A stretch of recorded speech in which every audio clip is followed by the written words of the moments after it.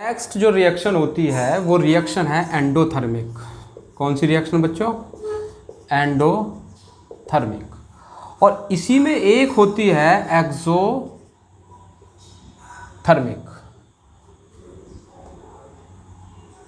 ठीक है बच्चों, तो देखिए इसको हम लोग हिंदी में बोलते हैं ऊष्मा शोषी।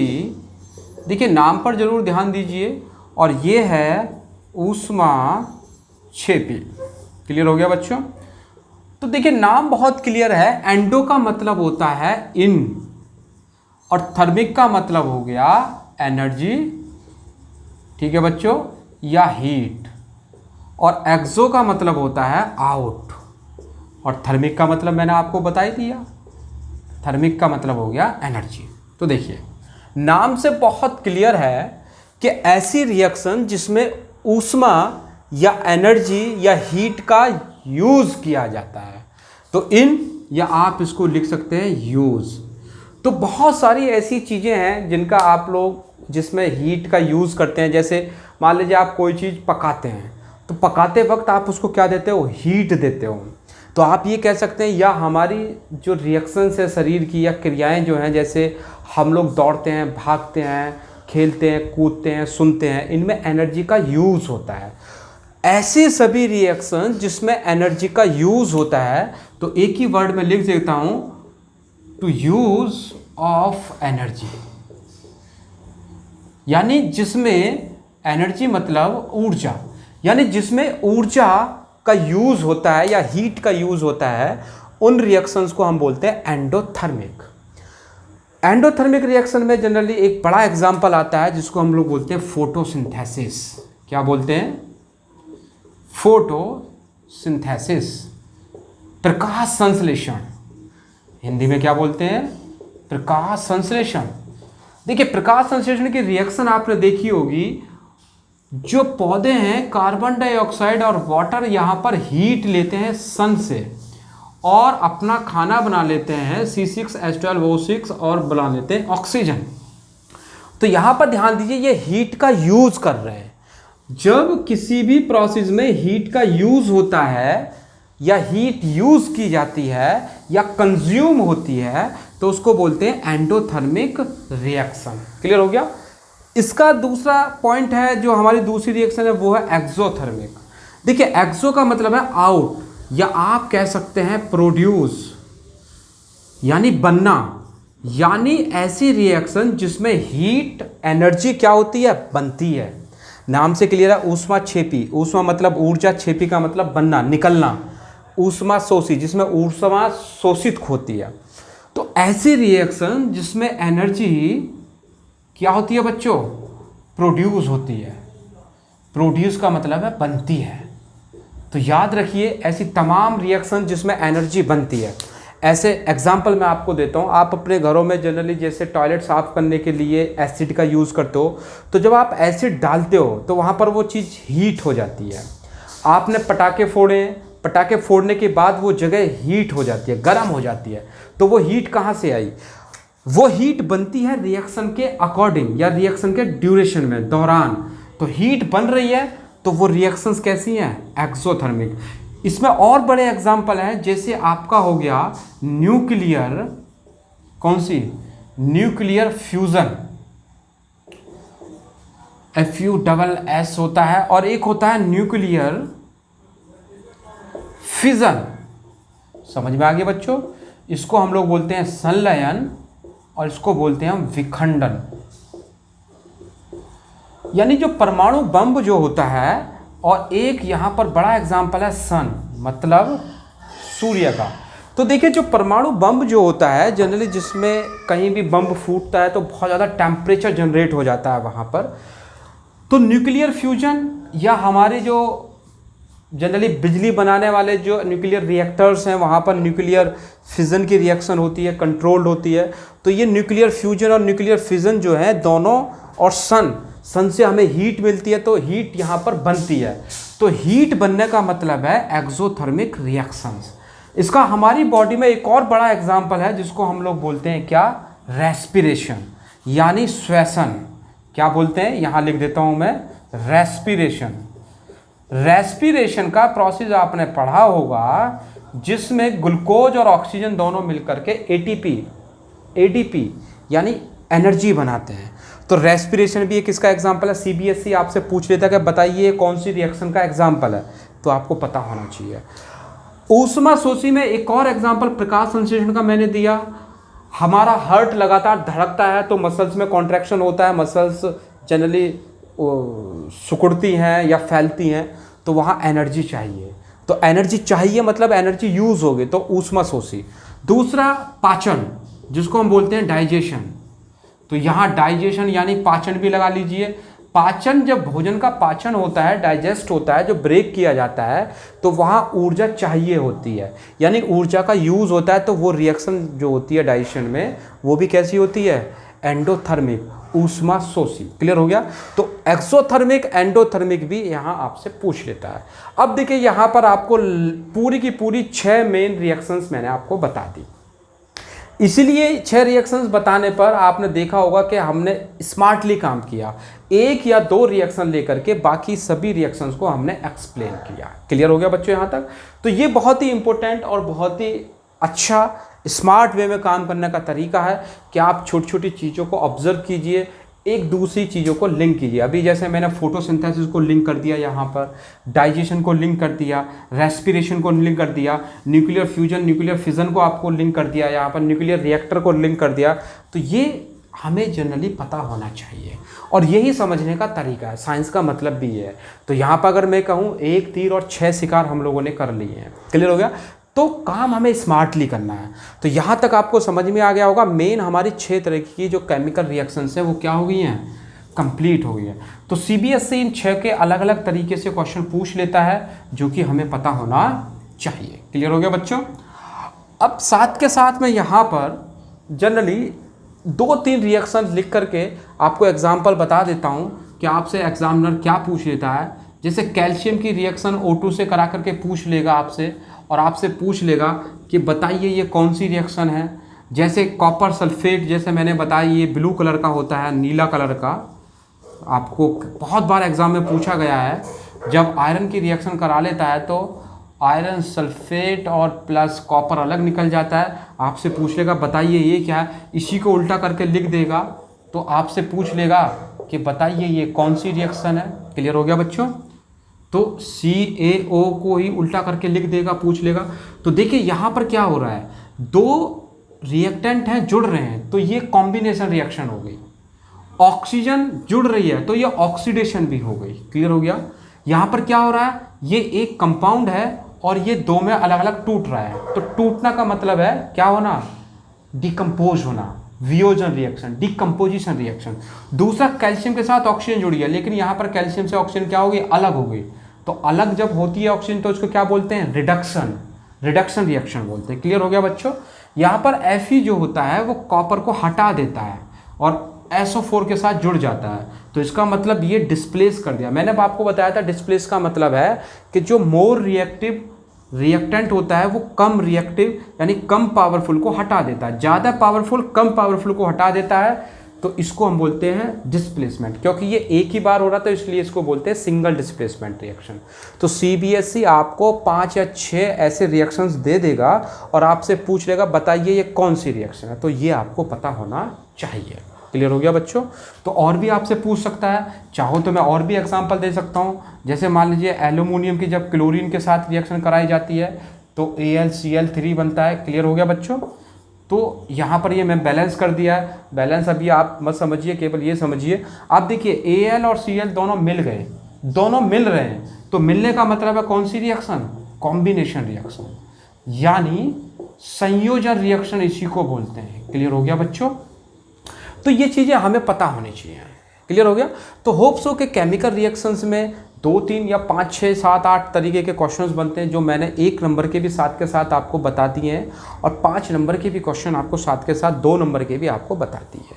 अब देखिए इसी चैप्टर में आपसे और क्या पूछता है सीबीएसई, एक टर्म पूछता है जिसका नाम है रस्टिंग ऑफ आयरन, या इसको हम लोग बोलते हैं रस्टिंग ऑफ आयरन, और इसी को हम बोलते हैं कोरोजन भी इसी को बोलते हैं। समझ में आ गया?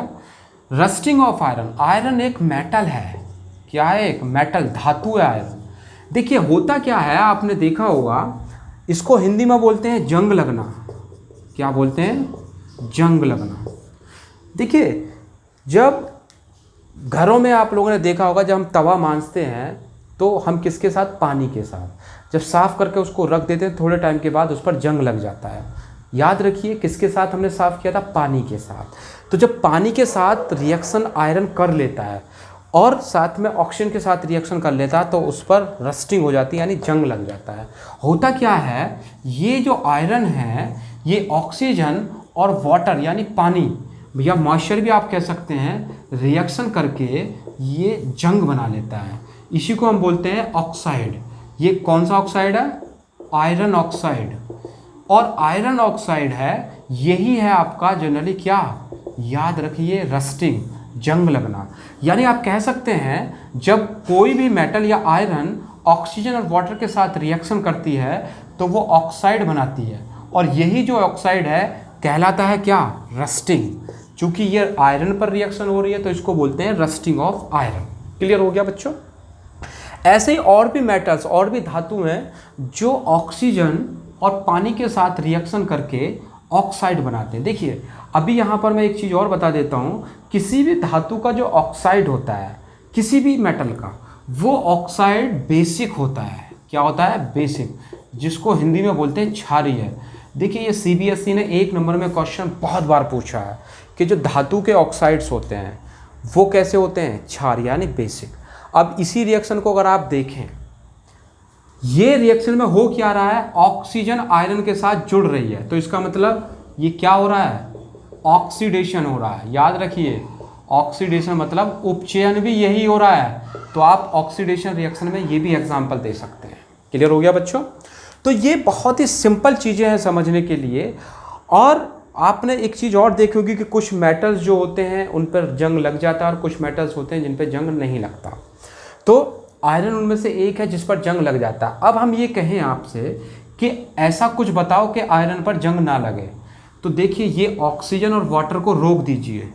अगर ये ऑक्सीजन और वाटर आयरन के साथ रिएक्शन नहीं करेंगे तो आयरन पर रस्टिंग होगी, नहीं होगी। अगर इनको हम अलग कर दें तो फिर रस्टिंग पॉसिबल है, तो फिर रस्टिंग बिल्कुल नहीं होगी, याद रखिए। तो इसको रोकने के तरीके क्या हैं, तो आयरन जो होता है उस पर हम क्या कर देते हैं, पेंट कर देते हैं। पहली नंबर बात, आयरन पर हम तेल लगाते थे। जनरली कैसा तेल होता है, काला तेल गांव में बहुत ज़्यादा लगाया जाता है। और एक और इम्पोर्टेंट बात है, आयरन पर जिंक, Zn का मतलब होता है जिंक की परत चढ़ा देते हैं, और इसको हम बोलते हैं गैल्वेनाइजेशन। क्या बोलते हैं, गैल्वेनाइजेशन बोलते हैं, याद रखिए, गैल्वनीकरण। हिंदी में क्या बोलते हैं, गैल्वनीकरण।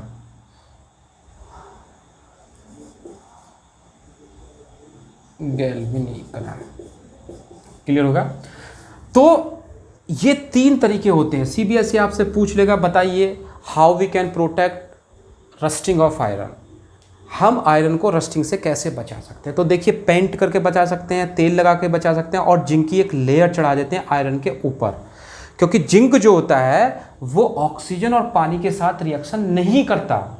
जब वो नहीं करता, अंदर आयरन होता है तो आयरन भी नहीं कर पाता है। इस रिएक्शन, इस प्रोसेस को हम बोलते हैं गैल्वेनाइजेशन, गैल्वनीकरण।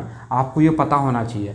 तो आपसे CBSE में यहाँ से क्वेश्चन पूछता है, what is the rusting of iron and how we can protect और we can stop the rusting of iron. तो कोरोजन भी यही है, कोरोजन में भी आपसे पूछ लेगा व्हाट इज द कोरोजन, ठीक है, how we can stop the corrosion metals, तो ये भी आपको पता होना चाहिए। अब देखिए आपसे यहाँ CBSE एक क्वेश्चन और जनरल पूछेगा। क्या पूछेगा, लोहे या ऐसी चीज़ों से बना हुआ जो घर में कोई भी बर्तन है उसमें हमें सब्जी या खाने पीने की चीज़ें नहीं रखनी चाहिए, क्यों। क्योंकि जैसे पीतल हो गया, लोहा हो गया, इनमें क्या होता है, रस्टिंग हो जाती है। भाई खाना हमने रखा, खाने में क्या होगा, खाने में पानी होता है, पानी के साथ उसमें सामने ऑक्सीजन भी होती है। तो पानी और ऑक्सीजन जो होती है वो दोनों उस बर्तन के साथ रिएक्शन कर लेते हैं और रस्टिंग हो जाती है, जिसकी वजह से उस खाने का टेस्ट खराब हो जाता है और खाना थोड़े टाइम के बाद खराब भी हो जाता है। क्लियर हो गया। तो इसीलिए आपसे कई बार पूछा जाता है कि लोहा हो गया या पीतल हो गया या ऐसी धातुएं जिनमें रस्टिंग या कोरोजन होता है, कोरोजन को हिंदी में बोलते हैं संक्षारण। क्या बोलते हैं? संक्षारण। ये भी याद रखिए, ऐसी धातुएं जिनमें संक्षारण होता है या रस्टिंग होती है उनमें खाना नहीं रखना चाहिए। क्लियर है? खाने में पानी होगा, हमारी हवा में ऑक्सीजन होगी, तो पानी और ऑक्सीजन दोनों मिलकर के धातु के साथ ऑक्साइड बना लेते हैं, रस्टिंग हो जाती है, जिससे खाना खराब हो जाता है, इसलिए हमें खाना नहीं रखना चाहिए। तो दोनों तरीके से सीबीएसई एग्जाम में पूछ लेता है, एग्जाम में क्वेश्चन दे करके, तो इसके लिए आपको तैयार रहना चाहिए। देखिए, चीज़ों को केवल समझना चाहिए। अगर आपको ये भी ना बताया जाए कि जी खाना क्यों रखना चाहिए, क्यों नहीं रखना चाहिए, आपको पता है ना, जब हम ऐसे आयरन के बर्तन में खाने को रखेंगे, भाई खाने में पानी है, ऑक्सीजन के साथ रिएक्शन के रस्टिंग हो जाएगी, कोरोजन हो जाएगा, तो खाना खराब हो जाएगा। भाई ऐसा खाना थोड़ी ना खाओगे जिसमें जंग लगा हो या खाने में जंग मिला हो। तो सीधी सी बात है, केवल समझने वाली बात है, और साइंस का मतलब ही समझना है, और कोई बिल्कुल दूसरा मतलब है ही नहीं। तो होप्स हो कि रस्टिंग ऑफ आयरन आपको समझ में आ गई होगी। अब यहाँ पर एक पॉइंट और पूछता है सीबीएसई इस चैप्टर में, और वो पूछता है बच्चों, वो क्या पूछता है? वो पूछता है रेंसिडिटी। क्या पूछता है? रेंसिडिटी। रेंसिडिटी को हम हिंदी में बोलते हैं विकृत गंधिता। क्या बोलते हैं बच्चों? विकृत गंध। देखिए नाम से क्लियर है, विकृत का मतलब होता है गंदी या खराब, और गंधिता का मतलब होगा गंध। देखिए, जब खाने को हम 3-4 दिन रख देते हैं, किसको? जो हमारा फूड होता है, जब इसको 2-3 दिन रख देते हैं तो फूड में जनरली क्या होता है? ऑयल होता है, तेल होता है, या फिर फैट होती है। ये ऑयल और फैट खाने में जो मौजूद होता है, ये ऑक्सीजन के साथ रिएक्शन कर लेता और वहाँ गंध उत्पन्न हो जाती है, यानी खाने में बदबू आनी शुरू हो जाती है। ये तो आपने देखा ही होगा। भाई अगर हमने कोई खाना 2-3 दिन ऐसे ही खुले में रख दिया तो खाने में जो तेल या जो वसा होती है वो ऑक्सीजन के साथ रिएक्शन कर लेती है और गंध उत्पन्न हो जाती है। इसी को हम बोलते हैं रेंसिडिटी या विकृत गंधिता। क्लियर हो गया? तो सीबीएसई आपसे यहाँ से भी क्वेश्चन पूछ लेता है, जिसका आपको पता होना चाहिए। अब इसमें मोटे मोटे मैं क्वेश्चन बता देता हूँ सीबीएसई क्या क्या क्वेश्चन पूछता है। क्लियर हो गया? तो यहाँ तक तो आपको क्लियर हो गया होगा, हर चीज़ समझ में आ गई होगी। मैंने समझा दिया चैप्टर 1 की, अच्छी तरीके से समझाई है। और ये चैप्टर केवल ऐसा नहीं कि कंपार्टमेंट वाले बच्चों के लिए, ये सभी के लिए है। तो यहाँ पर क्वेश्चन मैं आपको बता देता हूँ, केवल बोल रहा हूँ, आप आराम से सुन करके उनको लिख लें, और जो मैंने समझाया है वीडियो में उसको अच्छी तरीके से समझ करके इनके आंसर खुद लिखने की कोशिश करें। देखिए, पहला क्वेश्चन होता है explain the various type of chemical reactions. तो उसमें 6 तरीके की हैं, वो आपको एक्सप्लेन करती है। आपको 2-2 नंबर में 1-1 या 2-2 रिएक्शन दे देगा। What is the combination reaction? Explain with the help of example. What is the addition reaction? Explain with the help of example.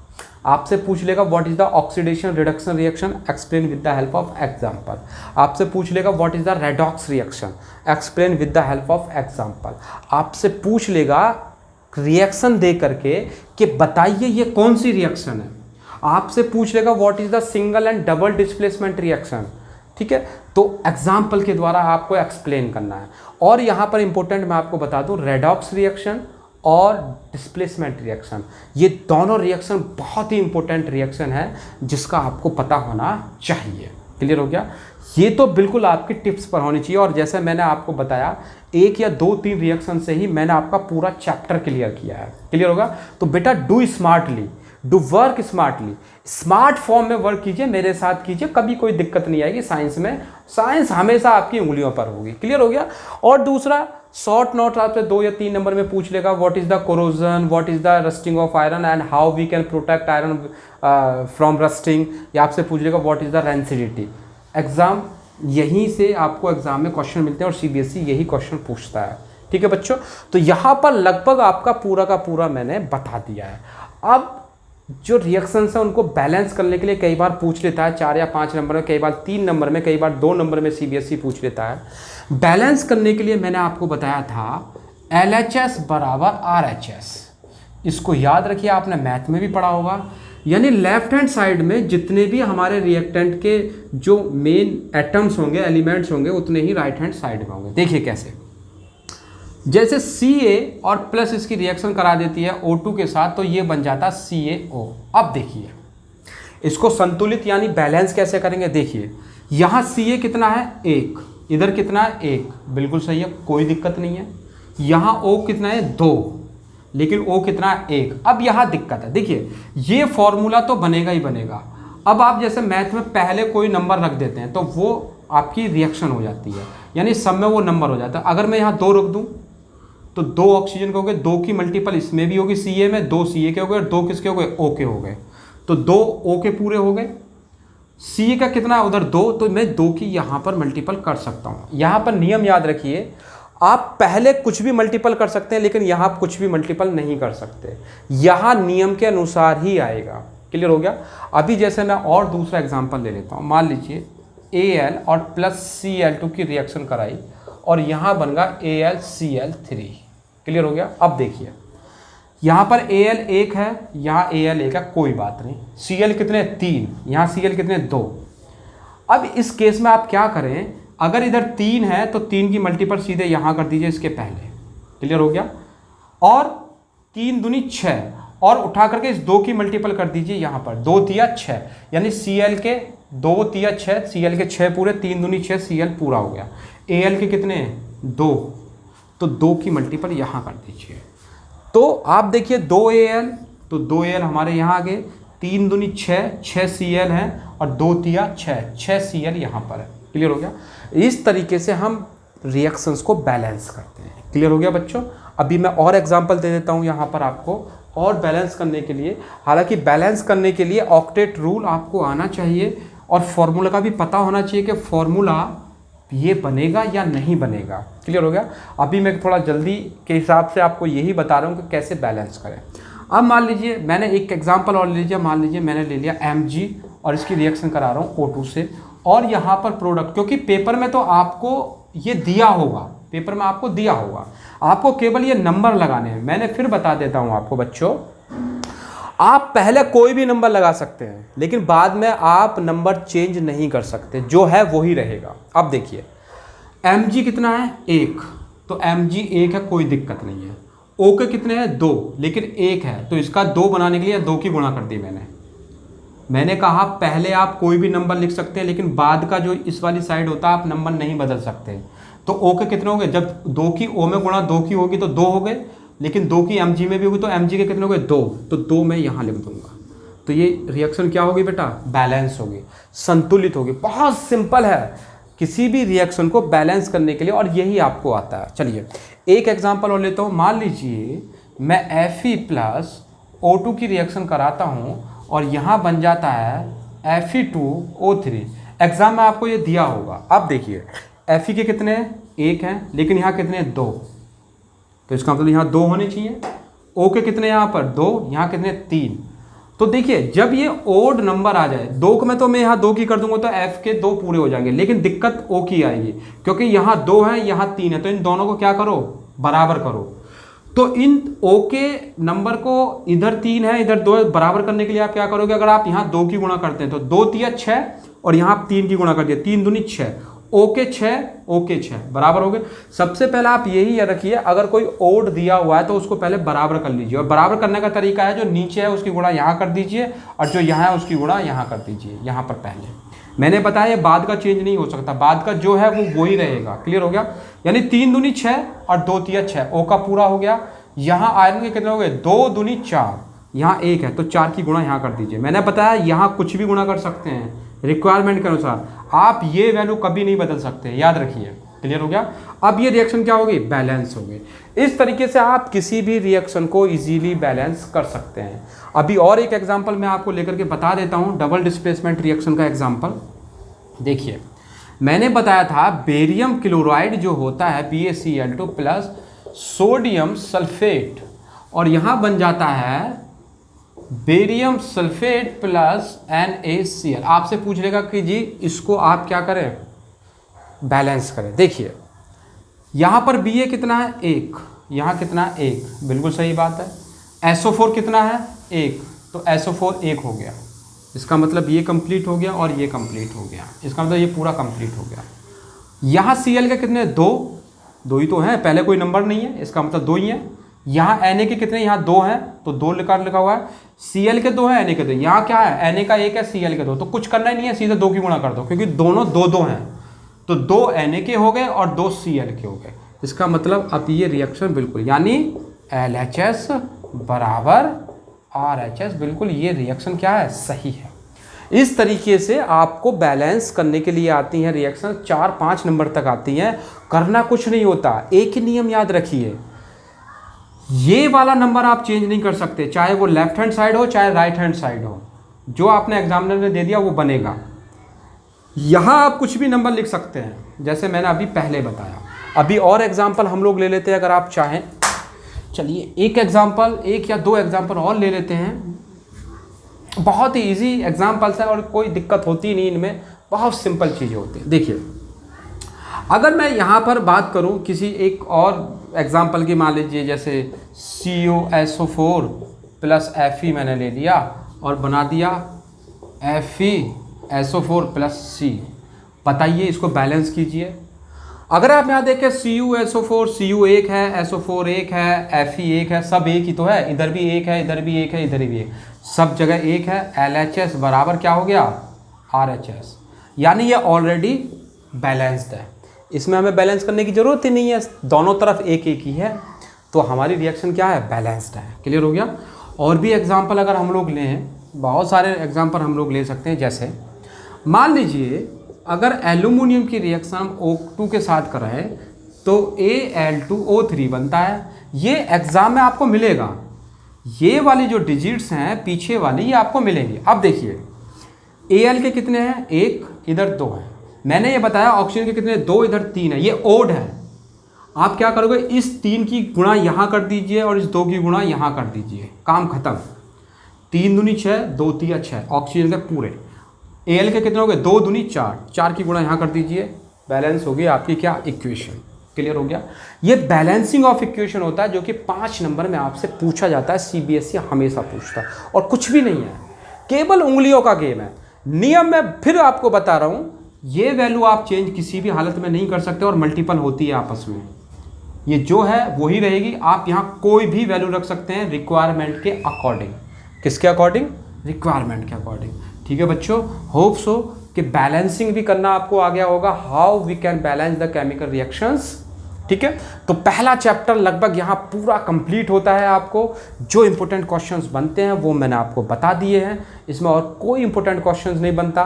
6 तरीके की chemical reactions, what is the chemical reaction, रासायनिक अभिक्रिया किसे कहते हैं, समीकरण किसे कहते हैं, अलग अलग के एग्जाम्पल्स, कोरोजन क्या होता है, रेंसिडिटी क्या होता है, और how we can balance the equations. मैंने बताया इक्वेशंस को बैलेंस करने का मतलब है LHS = RHS। वैल्यूज़ मैंने बता दी, कौन सी चेंज नहीं कर सकते, वो आपको ऑलरेडी मिलेगी, और बाकी जो है आप पहले नंबर के अकॉर्डिंग लिख लें और बैलेंस हो जाएगी। बस काउंट कर लें, लेफ्ट हैंड साइड में जितने भी एलिमेंट्स या एटम्स हैं उतने ही राइट हैंड साइड में भी है। क्लियर हो गया बच्चों। होप सो कि फर्स्ट चैप्टर आपको अच्छे से समझ में आ गया होगा। ये पूरा चैप्टर डिटेल में मैंने आपको समझाया अच्छी तरीके से। अगर आपको इस चैप्टर में कोई भी डाउट, कोई भी क्वेश्चन लगता है कि क्वेश्चन करना चाहिए, तो आप हमें कमेंट सेक्शन बॉक्स में ज़रूर बता दें। ठीक है बच्चों, और आगे की वीडियो आपको मिलती रहे, नोटिफिकेशन मिलती रहे, तो हर एक बच्चा इसको सब्सक्राइब ज़रूर करे। सब्सक्राइब करने का मतलब ये होता है बच्चों कि जैसे ही हम नेक्स्ट वीडियो अपलोड करेंगे तो वो वीडियो का नोटिफिकेशन आपको मिल जाएगा, ताकि आपको फिर ऐसे कुछ नहीं होगा कि वीडियो हमने अपलोड कर दी आप लोगों के लिए और आपको पता ही नहीं चला। तो इसलिए बिल्कुल कूल होकर के समझते रहिए। साइंस का जैसे मैंने आपको मतलब बताया, कभी भी रटना नहीं होता। इवन आपने देखा होगा फ्लोलेस, एकदम ईजीली सीधे शब्दों में मैंने पूरा चैप्टर आपको समझा दिया, और यही पूरा चैप्टर है। इसके अलावा पूरे चैप्टर में कुछ भी आपसे नहीं पूछा जाता है। चलिए फिर नेक्स्ट वीडियो में हम लोग मिलेंगे नेक्स्ट चैप्टर के साथ। Thank you very much.